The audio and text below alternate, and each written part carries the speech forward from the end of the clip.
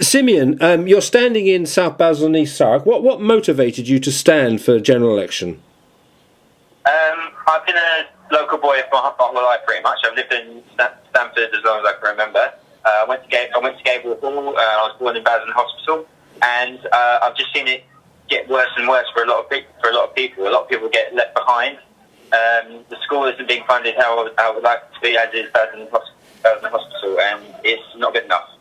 I want my facilities in my local area properly funded.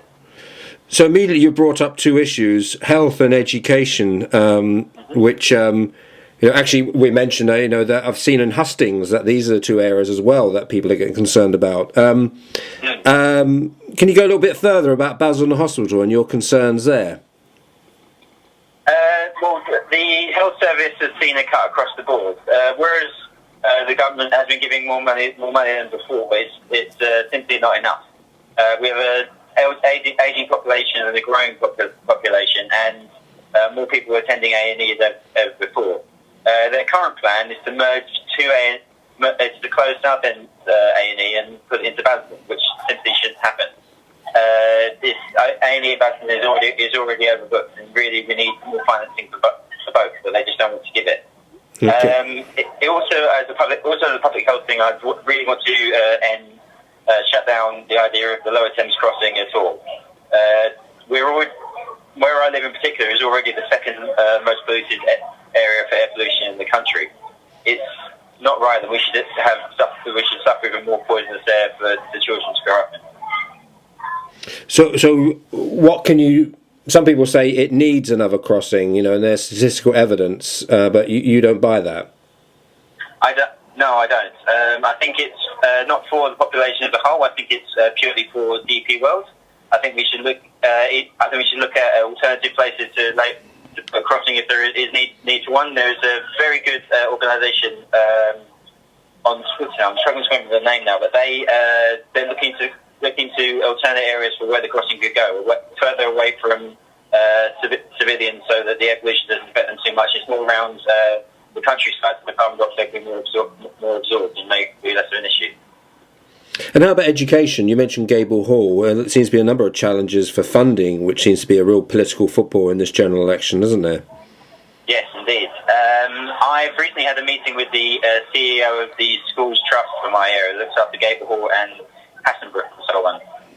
They're particularly struggling at the moment.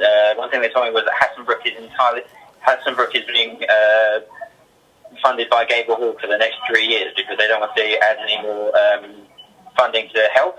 The government currently is perfectly happy to give money for capital, like big shiny buildings, to make them look like they're working, but they're not willing to give any money to actually educating children. And even if the schools were to grow, if they were to take on more children, they won't receive any more funding per child. At the moment, it's roughly around £500 per year taken out of an individual child's education in my area, and that's simply not good enough.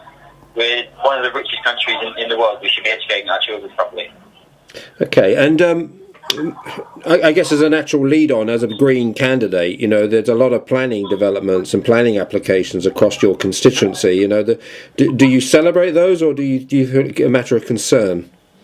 For housing, it's fantastic. We do have a housing crisis at the moment. We do need to bring housing prices down. Me and the Green Party would look to that through tackling big landlords, making sure having a rent cap, for example, so that someone can move into a flat and get comfortable, and then suddenly their rent goes up massively. That's not fair. We should add a cap to it. I welcome the idea of new housing, provided they're built to proper humanitarian standards, and I would work with local developers to make sure they're built as green as possible and energy efficiently as possible. How will you gauge success come June 8th, 9th? How about completing policies, do you mean? When it comes to the result, what are you going to, for you personally, in South Basildon, East Thurrock, what will you call a success when it comes to the actual vote? A win would obviously be a fantastic success. I would love to win. I think I'd be a fantastic MP for the area. I'm completely dedicated to what I want to do, and helping people in the most fragile economic time the country's had in as long as anyone can remember.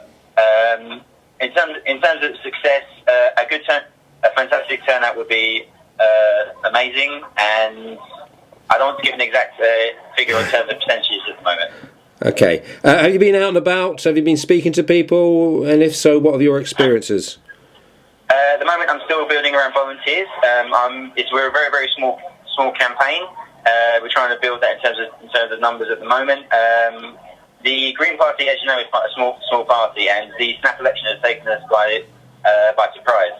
So in terms of funding, we're also very low. But I am meeting with as many experts as possible, so I can find policies, especially to the local area, such as when I met the CEO.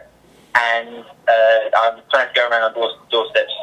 I think it's really disrespectful to particularly people living near me in Stamford and Corringham and so on, that the hustings that we have on Friday won't be attended by the front runners, Stephen Metcalfe and Peter Whistle. I think it's for them to do a Theresa in such a way and avoid having their arguments attacked and put under scrutiny, I think is really unfair to the local